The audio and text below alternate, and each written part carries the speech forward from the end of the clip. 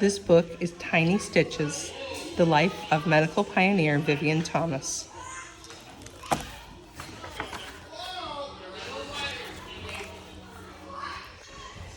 Needles didn't scare Vivien Thomas. In fact, he designed the ones lying on the operating table in front of him. The instruments were small and delicate, like a toy. But these needles weren't toys. In a few hours, they would help save the life of a little girl. Vivien checked the instrument carefully. They were sterilized, razor sharp, and ready for a brand new type of operation that Vivien had invented. If it worked, the little girl would live to crawl, play, and grow strong like other children. But would the operation work? Vivien Theodore Thomas grew up in Nashville, Tennessee. Vivien's father was a master carpenter who taught his son how to measure, cut, and seamlessly fit together pieces of wood. By the age of 13, Vivien was working alongside his father and earning enough money to buy his own clothes and shoes. He put the rest of his money in a bank to save for college. From a young age, Vivien dreamed of studying medicine. With 3 colleges and a medical school for African Americans, Nashville was the perfect city in which Vivien's dream could come true. In October 1929, the stock market crashed, and the Great Depression that followed caused panic, hardship, and heartache throughout the United States. Banks lost their customers' savings and were forced to close. Vivien was one of the unlucky people who lost all his money. He had to start saving for college all over again. Jobs were scarce for carpenters such as Vivien and his father. People could no longer afford to buy new houses or repair old ones. Luckily, one of Vivien's friends worked at Vanderbilt University and knew about a job opening at the medical school. Vanderbilt was an all-white university. Vivien knew that the school would never admit him as a student, but he helped working there meant he was getting closer to his dream of studying medicine. The next day, Vivien met with Dr. Alfred Blaylock about the job. After a brief interview, Dr. Blaylock took Vivien on a tour of the lab. Chemical smells tickled Vivien's nose. His fingers itched to touch the equipment with fascinating names such as spirometer and blood glass manometer. Dr. Blaylock said he needed someone who could teach to do anything I can do and maybe do things I can't do. Vivien listened carefully as Dr. Blaylock talked about his research projects. One of the projects captured Vivien's attention. Dr. Blaylock explained that if a person was seriously injured and lost a lot of blood, his or her body sometimes went into shock. This meant the person's blood pressure had become dangerously low because too little blood flowed into the body's organs, such as the heart and lungs. This often led to the patients dying. Dr. Blaylock was researching treatments for these shock patients. As Vivien listened, he also asked questions about the different procedures the doctor had tried. Dr. Blaylock was impressed with Vivien and offered him the job right away. On Vivien's first day at work, Dr. Blaylock asked him to put an animal to sleep to prepare for a shock experiment. Vivien was uncomfortable with the idea of using animals for research, but Dr. Blaylock explained that their research could save thousands of lives. So Vivien weighed the animal and calculated how much medicine it needed to fall into a deep, painless sleep. Then he set up the blood pressure equipment. Under Dr. Blaylock's supervision, Vivien learned to conduct experiments and write lab reports detailing each step. Dr. Beard, another doctor in the lab, loaned Vivien medical textbooks. He told Vivien, "It was nice to be able to do a thing, but it was better to know why you're doing it." It wasn't long before Vivien was completing experiments from start to finish on his own. Vivien's surgical techniques improved with each operation. Just as he had learned to fit pieces of wood together seamlessly, Vivien learned to suture or sew blood vessels together seamlessly. Dr. Blaylock was impressed by Vivien's tiny stitches. Sometimes Vivien assisted Dr. Blaylock with an experiment. On other days, Dr. Blaylock assisted Vivien. Vivien was happy working as a researcher until he learned that his official job description was janitor. White men with the same duties and skills as Vivien were called research technicians and earned more money. Vivien was insulted. He was not a janitor. He told Dr. Blaylock that he would not continue working unless he was paid the same as other technicians. A few days later, Vivien noticed that his paycheck was much better. Now he earned about the same as the white technicians. In 1941, Johns Hopkins Hospital in Baltimore, Maryland, invited Dr. Blaylock to become chief of surgery. He accepted with one condition. His research technician, Vivien Thomas, must be invited too. Vivien didn't want to leave Nashville, but he knew he would be fired from Vanderbilt as soon as Dr. Blaylock left. Many of the other doctors were not happy that Vivien had been working independently as a researcher. Vivien accepted Dr. Blaylock's offer. He was excited to start his new job at Johns Hopkins as a surgical technician in research. But Vivien had a hard time finding a nice home for his family in Baltimore. The better houses and apartments were for whites only. It took months for Vivien to find an apartment. Johns Hopkins was much more segregated than Vanderbilt. There were whites only and colored cafeterias and restrooms in the hospital. Vivien was the only African American working as a researcher. The stares and whispers in the hallways were worse than at Vanderbilt.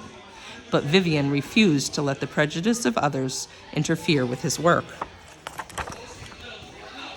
In 1943, Dr. Helen Sauig, a pediatric cardiologist, visited Dr. Blaylock's lab.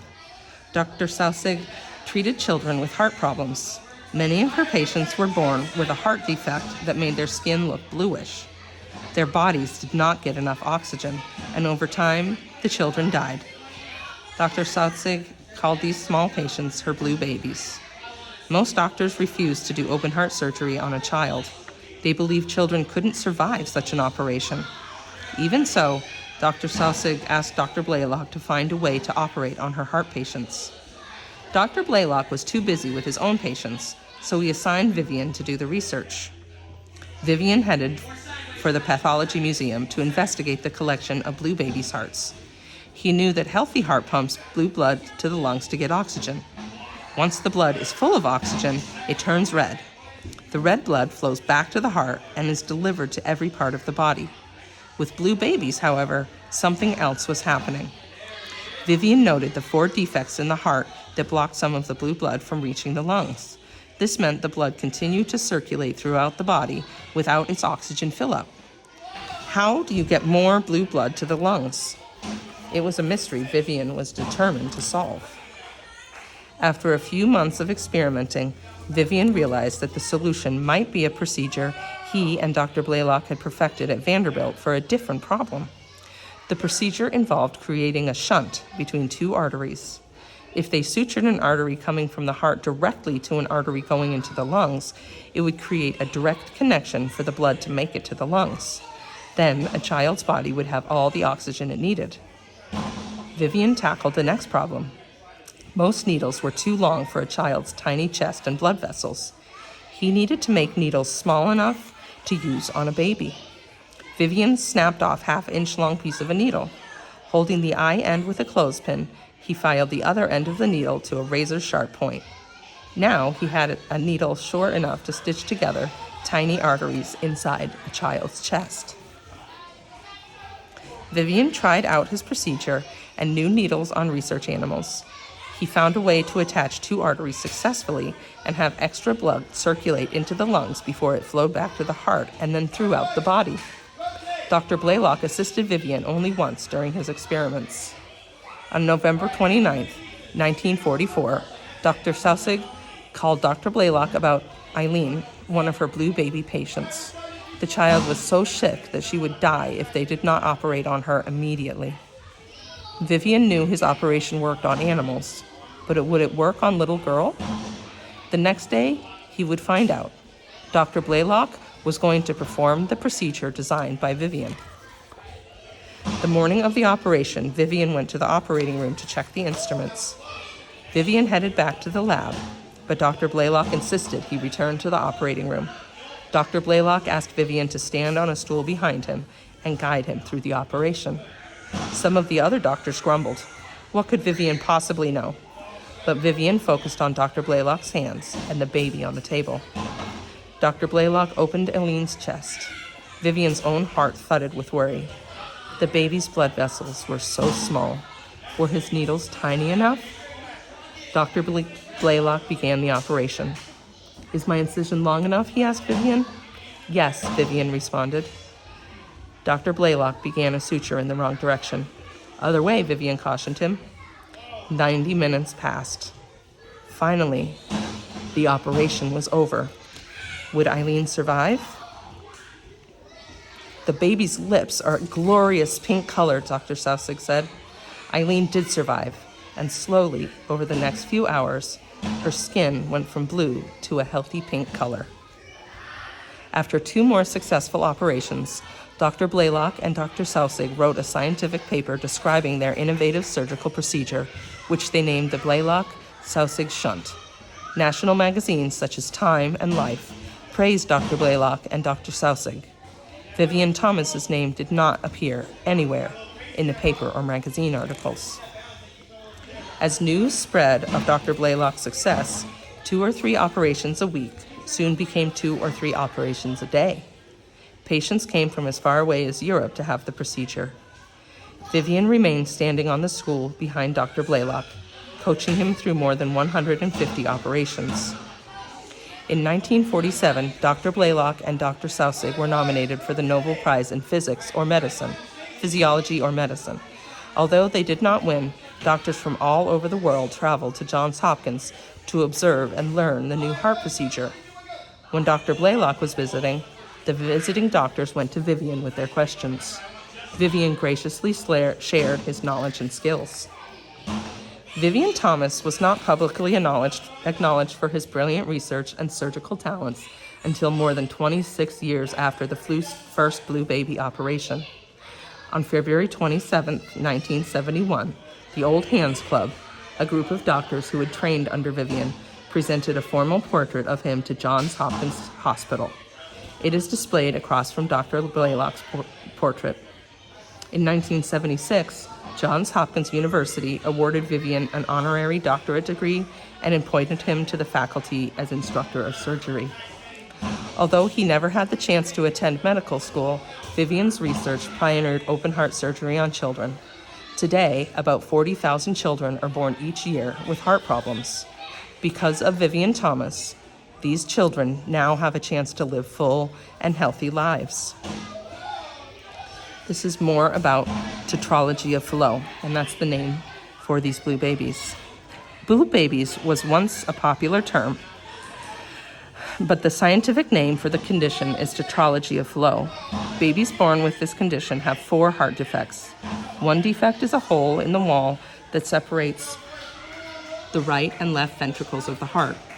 This hole allows blood to flow back and forth between the left and right ventricles in an inefficient manner and dilutes the supply of oxygen-rich blood to the body. Another defect involves the right ventricle.